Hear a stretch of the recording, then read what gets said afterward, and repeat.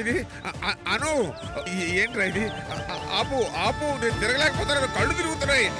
ఆగమ్మా ఆగమ్మా ఆగమ్మా అను, ఆగమంటుంటే. ఏంటమ్మా అను, నువ్వు చాలా సంతోషంగా ఉన్నట్టున్నావు ఈరోజు. అవును తాతయ్య, చాలా చాలా సంతోషంగా ఉన్నాను. ఏంటి, పరీక్షలో మార్కులు బాగా వచ్చాయా?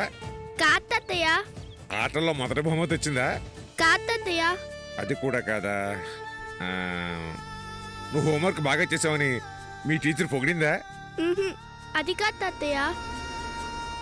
అది కూడా కాకపోతే ఈ సంతోషానికి కారణం ఏంటమ్మా? ఈరోజు అన్నయ్య మా ఫ్రెండ్తో ఫ్రెండ్షిప్ చేశారు తాతయ్య. అందుకే నేను ఇంత సంతోషంగా ఉన్నాను. అన్నయ్య నీ స్నేహితుడితో స్నేహం చేయడం ఏంటమ్మా? అవును తాతయ్య, చేశాడు. తనకు తానే మా ఫ్రెండ్ ఇంటికి వచ్చి ఫ్రెండ్షిప్ చేశాడు. మేము వాళ్ళ ఇంటికి వెళ్ళాం. ఇద్దరు చేయి కలుపుకున్నారు. అక్కడ అన్నయ్య హార్లిక్స్ కూడా తాగాడు. వాళ్ళిద్దరూ కలిసిపోయారు తాతయ్య. ఇక నుంచి రోజు మా ఫ్రెండ్ వాళ్ళ ఇంటికి వెళ్ళొచ్చు. అన్నయ్య ఏ మాట చెప్పాడు.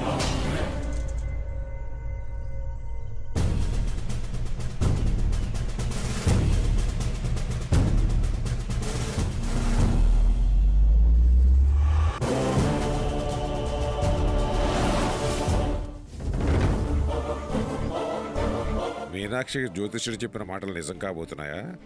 పిల్లలు తల్లికి దూరమై తండ్రికి దగ్గర కాబోతున్నారా? లేకపోతే ఇన్ని రోజులు అతన్ని ద్వేషించిన వీడు స్నేహం చేయడానికి వాళ్ళ ఇంటికి వెళ్ళడం ఏంటి? తండ్రి అన్న విషయం తెలియకుండానే ఇంత ఆనందపడుతున్నారు అంటే రేపు నిజం తెలిస్తే పరిస్థితి ఏమిటి? ఎరా, నువ్వు అను స్నేహితుడి ఇంటికి వెళ్ళావా? అతన్ని కలిసావా? స్నేహం చేస్తానని చెప్పావా? అవును తాతయ్య. అదేంట్రా, నిన్నటి వరకు అతని పేరు చెప్తేనే చిరాకు పడేవాడివి, చెల్లి కలుస్తానంటే వద్దని కోపపడేవాడివి, ఒక శత్రువులా చూసేవాడివి. ఈ రోజేంట్రా ఉన్నట్టుండి అను స్నేహితుడి మీద ఎంత ప్రేమ పుట్టుకొచ్చింది? అది ప్రేమ కాదు తాతయ్య, ప్లాన్. ప్లానా? అవును తాతయ్య, ముళ్ళును ముళ్ళుతోనే తీయాలని మీరే నాకు చాలాసార్లు చెప్పారు. అందుకే స్నేహాన్ని స్నేహంతోనే చెడగొడదామని ప్లాన్ వేశాను. ఏంట్రా నువ్వు చెప్పేది? అనుకి తన ఫ్రెండ్ అంటే ప్రాణం. అతనంత ప్రేమ చూపిస్తున్నాడు కాబట్టే అమ్మకంటే, నాకంటే, మీకంటే ఆ ఫ్రెండే ఎక్కువ ఇష్టమని చెప్పింది. చెల్లిని ఇలాగే కొన్ని రోజులు వదిలేస్తే మనకి దూరం అవుతుంది. అందుకే అతనితో ఫ్రెండ్షిప్ చేసి చెల్లినే అతని నుండి దూరం చేయాలని. కానీ ఒకటి మాత్రం నిజం తాతయ్య, అతనికి దగ్గరే మాట్లాడుతుంటే అర్థమైంది అను ఫ్రెండ్లో ఏదో మ్యాజిక్ ఉంది.